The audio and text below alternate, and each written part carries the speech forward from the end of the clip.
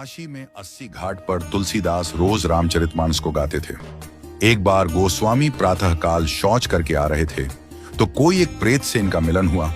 उस प्रेत ने प्रसन्न होकर गोस्वामी जी से कहा कि मैं आपको कुछ देना चाहता हूं। गोस्वामी जी बोले, भैया हमारे मन में तो केवल एक ही चाह है कि ठाकुर जी का दर्शन हमें हो जाए। उस प्रेत ने कहा कि महाराज, मैं यदि दर्शन करवा सकता तो अब तक मुक्त न हो गया होता। मैं खुद प्रेत योनि में पड़ा हुआ हूं। तुलसीदास जी बोले, फिर भैया हमको कुछ नहीं चाहिए। तो उस प्रेत ने कहा, सुनिए महाराज, मैं आपको दर्शन तो नहीं करवा सकता, लेकिन दर्शन कैसे होंगे उसका रास्ता बता सकता हूं। तुलसीदास जी बोले कि बताइए। प्रेत बोला, आप जहां कथा कहते हैं बहुत सारे भक्त सुनने आते हैं। अब आपको तो मालूम नहीं, लेकिन मैं जानता हूं आपकी कथा में रोज हनुमान जी भी सुनने आते हैं। सबसे पीछे कंबल ओढ़कर एक दीनहीन कोढ़ी स्वरूप में जो व्यक्ति बैठता है और जहां लोग चप्पल उतारते हैं वहीं बैठते हैं। उनके पैर पकड़ लेना वह हनुमान जी ही हैं। गोस्वामी जी बड़े खुश हुए। आज जब कथा हुई तो गोस्वामी जी की नजर उसी व्यक्ति पर थी और जैसे ही वह आया और बैठा तो गोस्वामी जी दौड़ पड़े और जाकर चरणों में गिर गए। गोस्वामी जी बोले, महाराज आप सबसे छुप सकते हो, मुझसे नहीं। अब आपके चरण तब तक नहीं छोड़ूंगा जब तक राम से नहीं मिलवाओगे। यह कहा तो हनुमान जी दिव्य स्वरूप में प्रकट हो गए। तुलसीदास जी बोले, कृपा करके राम से मिलवा दो, अब और कोई अभिलाषा नहीं है।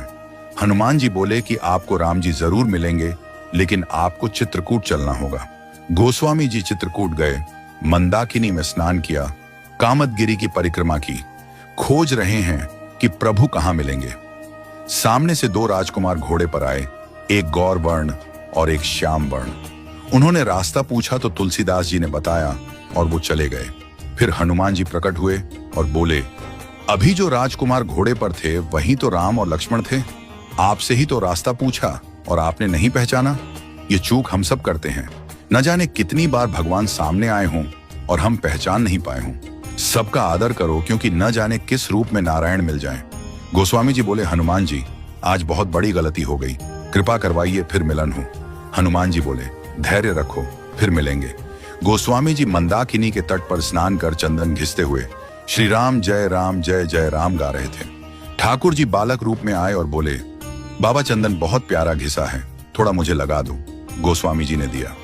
हनुमान जी तोता बनकर आए और घोषणा कर दी कि चित्रकूट के घाट पर भाई संतों की भीड़, तुलसीदास चंदन घिसे, तिलक देत रघुवीर। तुलसीदास जी के कानों में यह वाणी पड़ी तो चरणों में गिर पड़े। ठाकुर जी बोले, अब नहीं छोड़ूंगा। प्रभु दिव्य रूप में प्रकट हुए और अंतर्ध्यान हो गए।